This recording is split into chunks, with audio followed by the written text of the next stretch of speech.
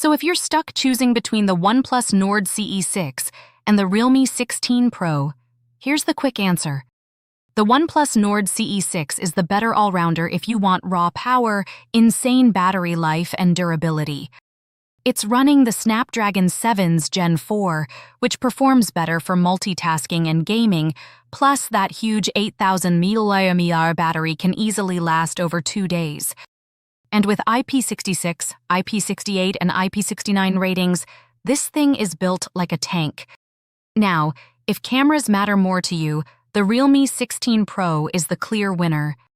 You're getting a massive 200mm main camera and a 50mm selfie shooter, so photos are sharper and social media content looks way better. It's also noticeably slimmer and lighter, making it more comfortable to hold. Both phones have 144Hz smooth displays, Android 16, and 80W fast charging, so you're getting premium features either way. My take? Go for the OnePlus Nord CE6 if you want performance, battery, and toughness.